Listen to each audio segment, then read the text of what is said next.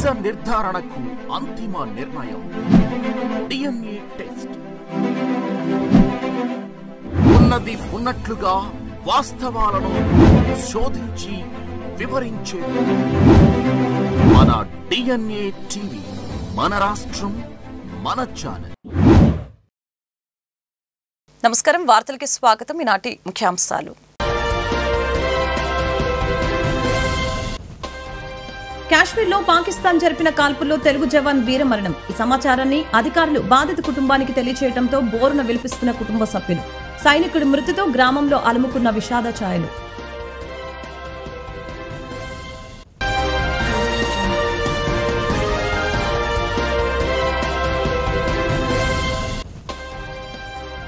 దేశ రక్షణలో తెలుగు జవాన్ మురళీ నాయక్ ప్రాణాలు కోల్పోవడంపై తీవ్ర విచారం వ్యక్తం చేసిన ముఖ్యమంత్రి చంద్రబాబు. తెలుగు జవాన్ మురళీ నాయక్ కుటుంబాన్ని ఫోన్లో పరామర్శించిన సీఎం. దేశం కోసం అమరుడైన మురళీ కుటుంబానికి రాష్ట్ర ప్రభుత్వం అండగా ఉంటుందని సీఎం వెల్లడి. ఆపరేషన్ సింధూర్ తర్వాత భారత్ పాకిస్తాన్ మధ్య ఉద్రిక్త వాతావరణం నెలకొంది. ఈ ఆపరేషన్ ని సహించలేని దాయాది పాకిస్తాన్ వక్రబుద్ధితో భారత సరిహద్దు ప్రాంతాలపై మిసైల్, డ్రోన్ దాడులకి తెగబడుతోంది. ఈ క్రమంలో జమ్మూ కాశ్మీర్లో పాకిస్తాన్ జరిపిన కాల్పుల్లో తెలుగు జవాన్ మురళీ నాయక్ వీరమరణం పొందారు. దేశ రక్షణలో తెలుగు జవాన్ మురళీ నాయక్ ప్రాణాలు కోల్పోవడంపై ముఖ్యమంత్రి చంద్రబాబు నాయుడు తీవ్ర విచారం వ్యక్తం చేశారు. తెలుగు జవాన్ మురళీ నాయక్ కుటుంబాన్ని సీఎం ఫోన్లో పరామర్శించారు. దేశం కోసం అమరుడైన మురళీ కుటుంబానికి రాష్ట్ర ప్రభుత్వం అండగా ఉంటుందని సీఎం తెలిపారు. పాకిస్తాన్లో జరుగుతున్న యుద్ధంలో శ్రీ సత్యసాయి జిల్లాకు చెందిన జవాన్ మురళీ నాయక్ వీరమరణం పొందడం పట్ల సిపిఐ రాష్ట్ర కార్యదర్శి కె రామకృష్ణ ప్రగాఢ సంతాపం తెలిపారు. దేశం కోసం ప్రాణత్యాగం చేసిన మురళీ నాయక్ కు జోహార్లు తెలిపారు. మురళీ నాయక్ కుటుంబానికి తన ప్రగాఢ సానుభూతి తెలియజేశారు. భారత్ పాకిస్తాన్ యుద్ధంలో ఇవాళ మన ఆంధ్రప్రదేశ్ రాష్ట్రానికి చెందిన సత్యసాయి జిల్లాకు చెందిన మురళీ నాయక్ మృతి చెందడం పట్ల సిపిఐ తరఫున ప్రగాఢ సంతాపాన్ని, సానుభూతిని తెలియజేస్తా ఉన్నాను.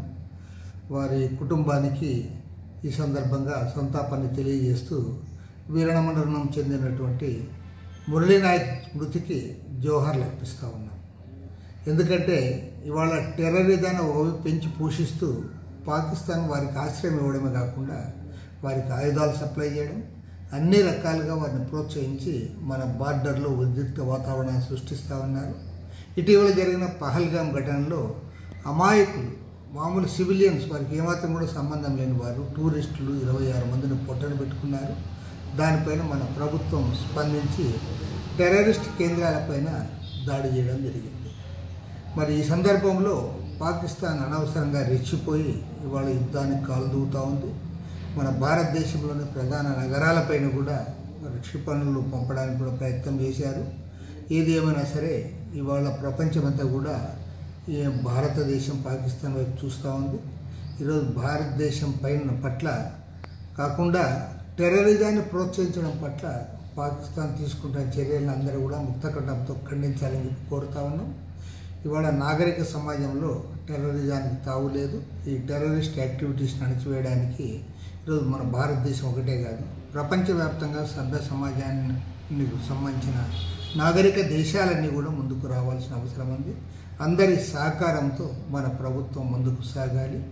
మన భారతదేశ ప్రభుత్వం కూడా క్యాలిక్యులేటెడ్గా చాలా సమయం పాటిస్తూ ముందుకు సాగుతూ ఉంది. ఏదేమైనా సరే ప్రపంచ దేశాల సహకారంతో త్వరలోనే ఈ టెర్రరిజాన్ని మట్టుపెట్టడానికి అన్ని రకాల చర్యలు ప్రభుత్వం తీసుకుంటుందని, ఆ రకంగా దేశవ్యాప్తంగా ఉన్న 140 కోట్ల మంది ప్రజలు ఇవాళ అన్ని మతాలు, కులాలు, భాషలకు చెందిన వారందరూ కూడా ముక్తకంఠంతో ఈ టెర్రరిస్ట్ యాక్టివిటీస్ని ఖండించాలి. పాకిస్తాన్ కూడా అదుపులో పెట్టాల్సిన అవసరం ఉంది.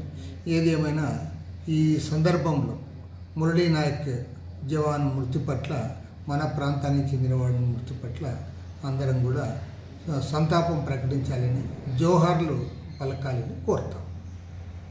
శ్రీ దుర్గామల్లేశ్వర స్వామి వారి దేవస్థానం నూతన కార్యనిర్వహణాధికారిగా శ్రీ వికే సేనా నాయక్ శుక్రవారం బాధ్యతలు స్వీకరించారు. ఆయన కుటుంబంతో సహా మొదట శ్రీ అమ్మవారి దర్శనం చేసుకుని అనివేటి మండపంలో వేద పండితుల ఆశీర్వచనం స్వీకరించిన అనంతరం దేవస్థాన కార్యాలయంలో కార్యనిర్వహణాధికారిగా బాధ్యతలు స్వీకరించారు. తదుపరి దేవస్థానంలోని వివిధ విభాగాల సిబ్బంది, ఇంజనీరింగ్ సిబ్బందితో సమావేశమై భక్తులకు కల్పిస్తున్న సౌకర్యాల గురించి వివరాలు తెలుసుకున్నారు.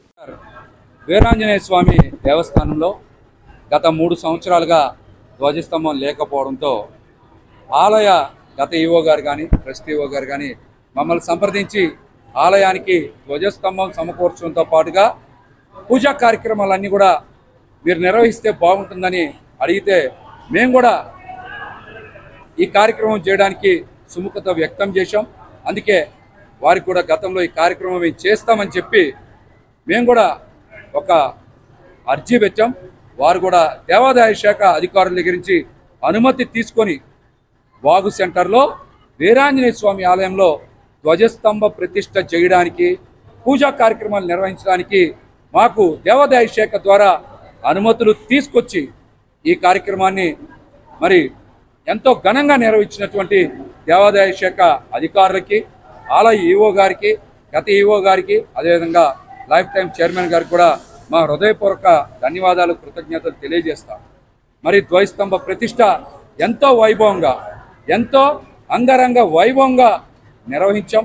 మరి ఇక్కడ ధ్వజస్తంభ ప్రతిష్ఠ కూడా తిరుమల నుంచి అక్కడ ఉండేటువంటి అసిస్టెంట్ ప్రొఫెసర్ అయినటువంటి మణిదీప్ గారి శిష్య బృందాన్ని కూడా ఇక్కడికి తీసుకొచ్చి ఈ కార్యక్రమాన్ని వైకాసన ఆగమ శాస్త్రం అనుసారంగా ఎంతో ఘనంగా నిర్వహించాం. మరి మాకు పోతిన మహేష్, విజయలక్ష్మి దంపతులకి అవకాశం కల్పించినటువంటి ఈవో గారికి, పెద్దలందరికీ కూడా మా ధన్యవాదాలు తెలియజేస్తాం. ముఖ్యంగా ఈ కార్యక్రమంలో మేము ఆహ్వానించగానే ఇచ్చేసినటువంటి హనుమత్పేట ఉత్పత్తులైనటువంటి దుర్గాప్రసాద్ స్వామీజీ గారికి కానీ, అదేవిధంగా మీరు చూస్తే కమలానంద భారతి గారు భువనేశ్వరి పీఠం వారికి కానివ్వండి, శైవ క్షేత్ర పీఠాధిపతి శివస్వామి గారికి కూడా మా హృదయపూర్వక ధన్యవాదాలు తెలియజేస్తున్నాం. మేము అడగంగానే వారు వచ్చారు. ఈ కార్యక్రమాన్ని విజయవంతం చేసినందుకు, వారికి పాల్గొన్నందుకు కూడా మా ప్రత్యేక ధన్యవాదాలు తెలియజేస్తున్నాం. మరి ఈ రోజున ధ్వజస్తంభ ప్రతిష్ఠ అనంతరం కూడా అన్నప్రసాద వితరణ కూడా 3000 మందికి ఏర్పాటు చేశాం. అన్నీ కూడా మేము వాస్తవంగా మాట్లాడే చెప్తున్నాం. మరి అన్నప్రసాద వితరణ కూడా ఘనంగా అందరూ వస్తారు, భక్తులు పెద్ద ఎత్తున వస్తారని ఆలయంలో మరి పురోహితులు చెప్తే అందుకు అనుగుణంగానే ఏర్పాట్లు కూడా చేశాం. ముఖ్యంగా ఈ కార్యక్రమంని మొదటి నుంచి మాతో పాటు నడిపినటువంటి వెన్నకోట శ్రీనివాస శర్మ గారికి కానీ, అదేవిధంగా పవనాచార్యుల గారికి కానీ నా ధన్యవాదాలు తెలియజేస్తా. ముఖ్యంగా ఈవో గారికి నా ప్రత్యేక ధన్యవాదాలు తెలియజేస్తాను. రాజధాని అమరావతికి ముఖద్వారమైన విజయవాడ నగరాన్ని ముఖ్యమంత్రి నారా చంద్రబాబు నాయుడు సారథ్యంలో అభివృద్ధి పదంలో నడిపిస్తామని విజయవాడ ఎంపీ కేశినేని శివనాథ్ తెలిపారు. ఎన్డీఏ కూటమి అధికారంలోకి వచ్చిన తర్వాత ఎమ్మెల్యే గద్దె రామ్మోహన్తో కలిసి విజయవాడ అభివృద్ధిపై ప్రత్యేక దృష్టి పెట్టినట్లు తెలిపారు. గత ప్రభుత్వం విజయవాడ అభివృద్ధిని పట్టించుకోకుండా నిర్లక్ష్యం వహించిందని విమర్శించారు. విజయవాడ తూర్పు నియోజకవర్గానికి ఈశాన్యమైన ఈ 3వ డివిజను అభివృద్ధి కోసం తెలుగుదేశం పార్టీ 2014 నుంచి ఒక ప్రత్యేక ప్రణాళికతో దీన్ని అభివృద్ధి పరచడం జరిగింది. మన విజయవాడ నగరంలో ఇచ్చే నిధుల్లో ఎక్కువ శాతం కొత్తగా అభివృద్ధి చెందిన ప్రాంతం కాబట్టి ఈ ప్రాంతానికి అనేకమైన సదుపాయాలు కల్పించడం వల్ల చక్కటి భవన నిర్మాణం జరిగి కాలనీ అంతా కూడా అభివృద్ధి పదంలో నడుపుతూ ఉంది.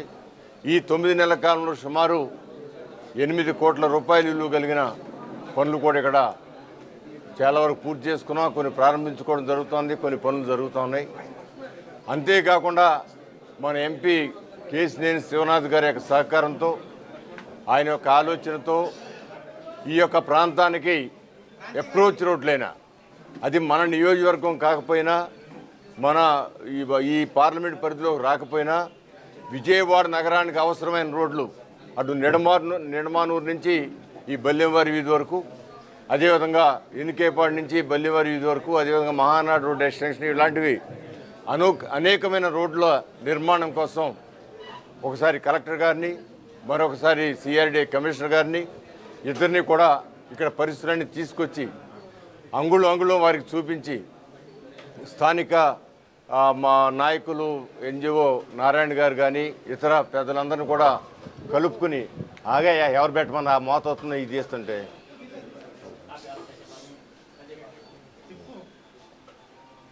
ఇతర నాయకులందరినీ కూడా కలుపుకొని ప్రతి అంగుళం పరిశీలించి ఏ రోడ్లు కావాలని ఆలోచన చేసి అటు కలెక్టర్ గారితోనూ ఇటు నారాయణ గారితో మినిస్టర్ గారితోనూ అదేవిధంగా సిఆర్డీఏ కమిషనర్ గారితోనూ వీళ్ళందరితో కూడా ఒక సమావేశం ఏర్పాటు చేసి దానికి కావాల్సిన నిధులు సమకూర్చడంలోనూ అదేవిధంగా ప్రధాన సమస్య అయిన డ్రైన్స్ గుంటతిప్ప డ్రైన్ ప్రధానంగా గుంటతిప్ప డ్రైన్ అభివృద్ధి పరచాలని చెప్పి 2014లో ఆలోచన చేశాం. దానికి అనుగుణంగానే కేంద్ర ప్రభుత్వం నుంచి వెంకయ్యనాయుడు గారి సహకారంతో నిధులు కూడా తీసుకురావడం జరిగింది. కొంతమేరకు పనులు జరిగిన తర్వాత గత 5 సంవత్సరాలు జగన్మోహన్ రెడ్డి గారి పాలనలో ఆ పనులకు త్రిలోదకాలు ఇవ్వటం, ఆ డబ్బులు కనపడకుండా చేయటం, వాటి వల్ల వర్కులన్నీ కూడా సగం ఆగిపోయాయి. మరలా దాన్ని పునర్జీవం చేయడానికి ఎంపీ గారి సహకారంతో సిఆర్డీఏ నుంచి నిధులు తీసుకునేదానికి అంగీకార ఒప్పందాలు అవడం జరిగింది. ఇవన్నీ కూడా రానున్న రోజుల్లో ఇక్కడున్న ప్రధాన సమస్యలన్నీ పరిష్కారం అవుతాయనే కాన్ఫిడెన్స్తో మేము ఉన్నాం. ఎందుకంటే ఆ నిధులన్నీ కూడా ఎక్కడెక్కడ నిధులు ఉన్నాయి, ఎక్కడ అవకాశాలు ఉన్నాయి కూడా ఆలోచన చేసి మరి ఎంపీ గారు కానీ శాసనసభ్యులుగా మేము కానీ కలిసి కూర్చుని మాట్లాడుకున్న నిధులు సమీకరించడంలో అవసరమైతే నారా చంద్రబాబు నాయుడు గారు విజయవాడ నగరానికి ఒక డిపిఆర్ తయారు చేస్తే దానికి కావాల్సిన ఎన్ని కోట్ల నిధులైనా సరే సమకూర్చడానికి సిద్ధంగా ఉన్నామని చెప్పారు. దాని మీదే ఎంపీ గారు అధికారులందరూ కూడా పిలిచి దానికి డిపిఆర్ని తయారు చేయడం జరుగుతోంది. ఏదేమైనా కూడా విజయవాడ నగరంలో జరిగే ప్రతి అభివృద్ధికి ఈ ప్రాంతమే కేంద్ర బిందువుగా అవుద్దని కూడా అని మాత్రం చెప్పగలుగుతాను.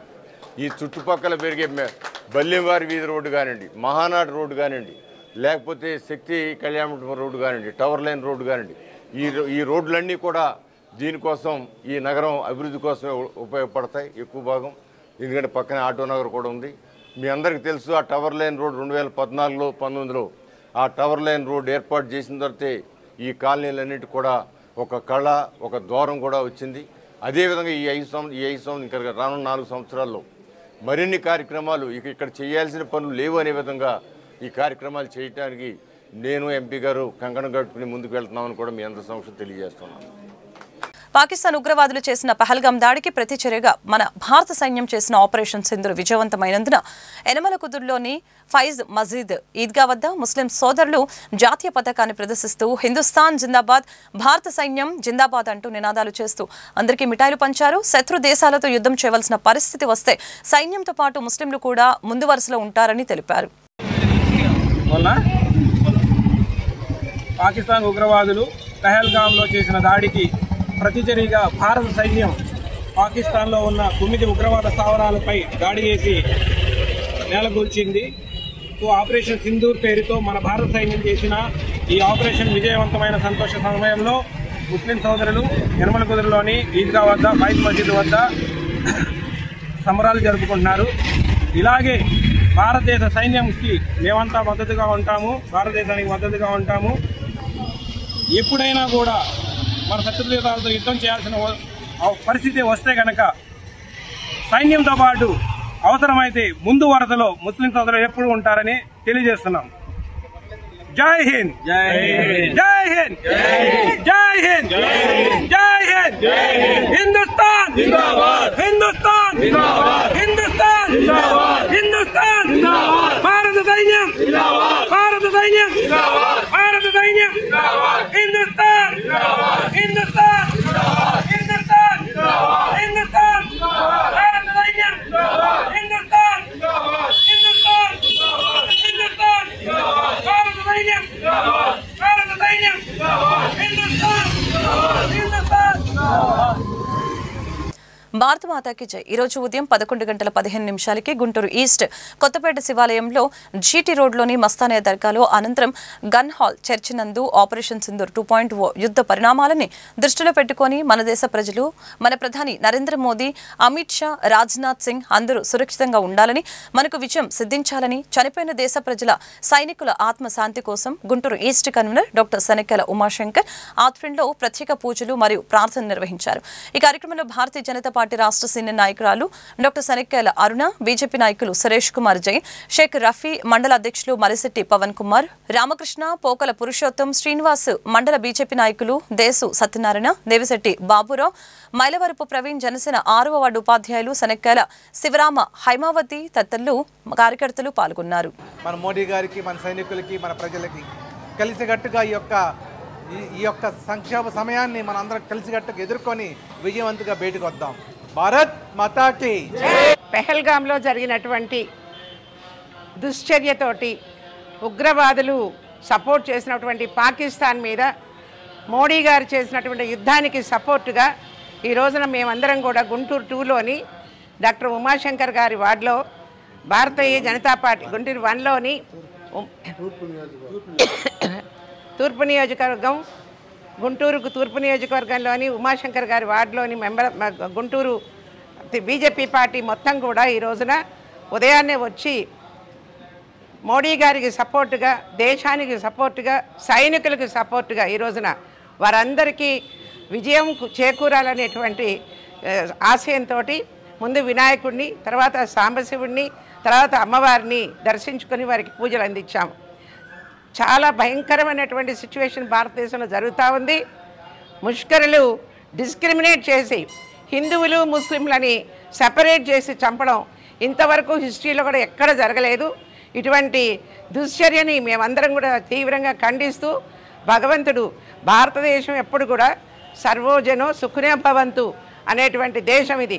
అందరికీ ఆశ్రయం ఇచ్చి అందరినీ ఆదరించి అందరినీ ప్రోత్సహించేటువంటి దేశంలో ఇటువంటి చిచ్చు పెట్టినటువంటి ఉగ్రవాదుల్ని తరిమి కొట్టి దానికి సపోర్ట్ చేసిన పాకిస్తాన్ యొక్క కరెక్ట్గా వాడికి దెబ్బ కొట్టి వాళ్ళందరికీ బుద్ధి చెప్పే విధంగా మోడీ గారు చేస్తున్నటువంటి యుద్ధానికి మేమందరం కూడా ఈ గుంటూరు 1లో ఉమాశంకర్ గారి ఆధ్వర్యంలో ఈ పూజా కార్యక్రమం మేము చేస్తున్నాం.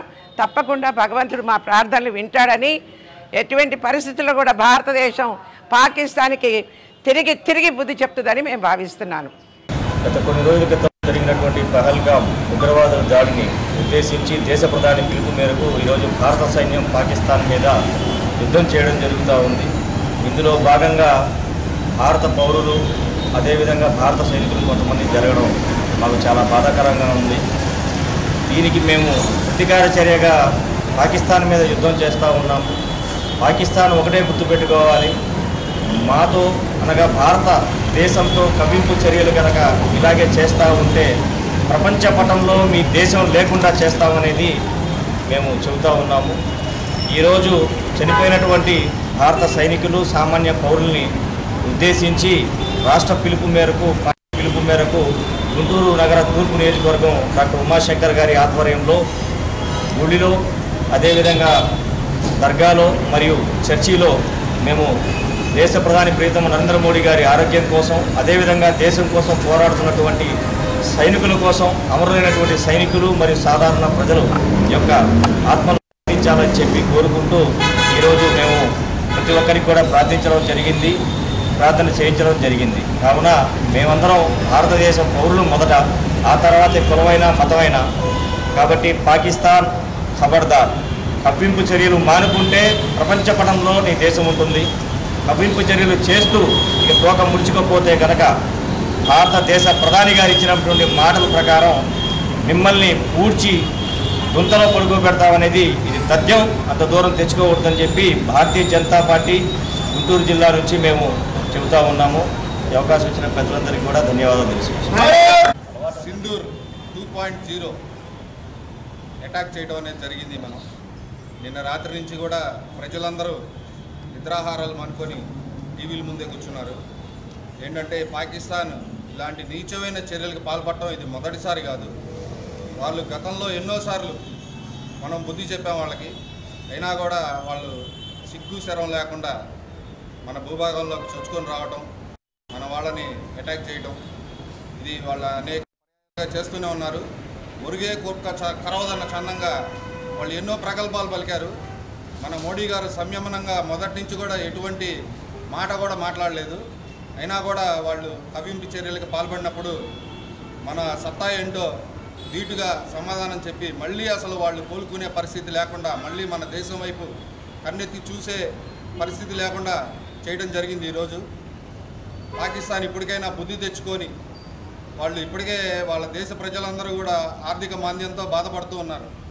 దాన్ని దేశాన్ని ఎలా డెవలప్ చేసుకోవాలా అనే దాని మీద దృష్టి పెట్టి వాళ్ళు ఇప్పటికైనా సరే మనని సహాయం అర్థిస్తే కనుక మనం వాళ్ళకి సహకరించడానికి పూర్తి స్థాయిలో మనం ఎప్పుడు కూడా ముందుంటాము.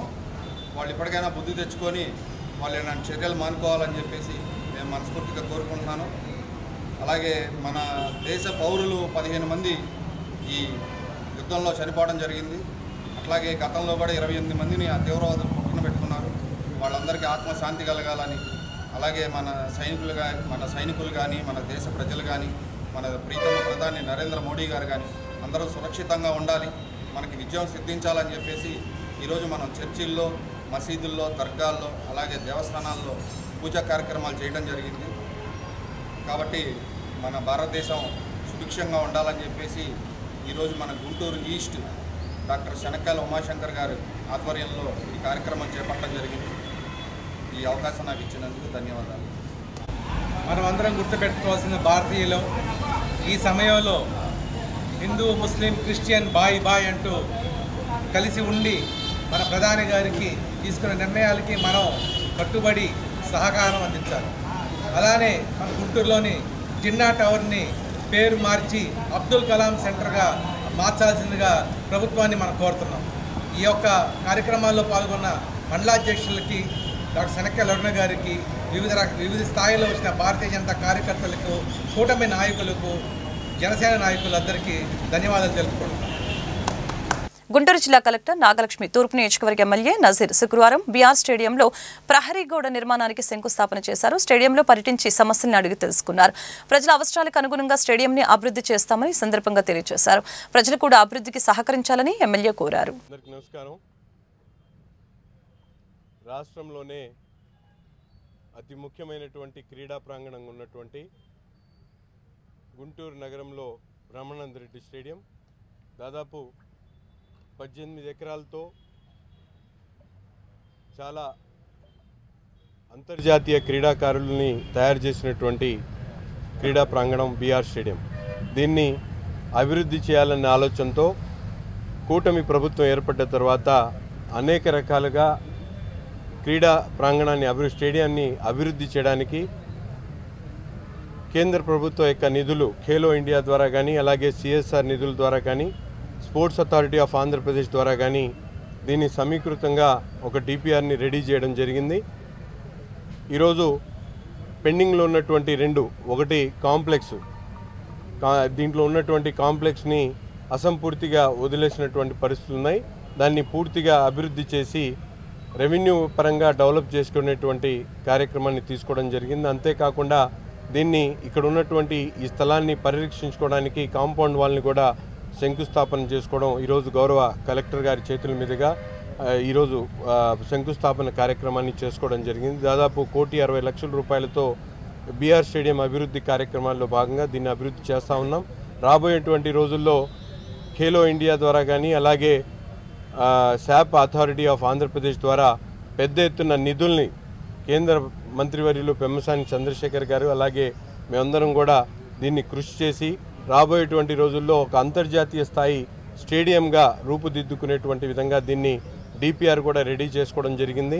ముఖ్యంగా అన్ని వసతులు, స్కేటింగ్ దగ్గర నుండి బ్యాడ్మింటన్ కోర్టు దగ్గర నుంచి, అలాగే ఇండోర్ స్టేడియం, ఇండోర్ గేమ్స్ సంబంధించినటువంటి అన్ని వసతులు కూడా ఈ ప్రాంతంలో ఈ స్టేడియంలో ఉండేటువంటి విధంగా, అంతేకాకుండా లోపల క్రికెట్, ఫుట్బాల్, వాలీబాల్ అన్ని ఇంటర్నేషనల్ స్టాండర్డ్లో ఏ విధంగా అయితే దీన్ని అభివృద్ధి చేయగలుగుతామో ఆలోచించుకొని మొత్తం డిపిఆర్ని రెడీ చేయడం జరిగింది. దాదాపు 100 కోట్ల రూపాయల పైబడినటువంటి టార్గెట్తో బడ్జెట్తో దీన్ని రూపొందించుకోవడం జరుగుతూ ఉంది. వార్తలు ముగించే ముందు ముఖ్యాంశాలు మరొకసారి. కాశ్మీర్లో పాకిస్తాన్ జరిపిన కాల్పుల్లో తెలుగు జవాన్ వీరమరణం. ఈ సమాచారాన్ని అధికారులు బాధిత కుటుంబానికి తెలియచేయడంతో బోరున విలిపిస్తున్న కుటుంబ సభ్యులు. సైనికుడి మృతితో గ్రామంలో అలుముకున్న విషాద ఛాయలు.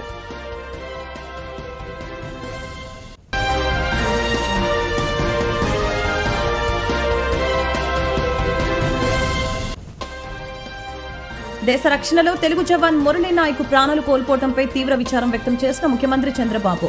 తెలుగు జవాన్ మురళీ నాయక్ కుటుంబాన్ని ఫోన్లో పరామర్శించిన సీఎం. దేశం కోసం అమరుడైన మురళీ కుటుంబానికి రాష్ట్ర ప్రభుత్వం అండగా ఉంటుందని సీఎం వెల్లడి.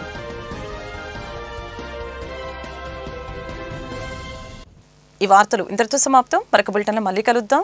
నమస్కారం.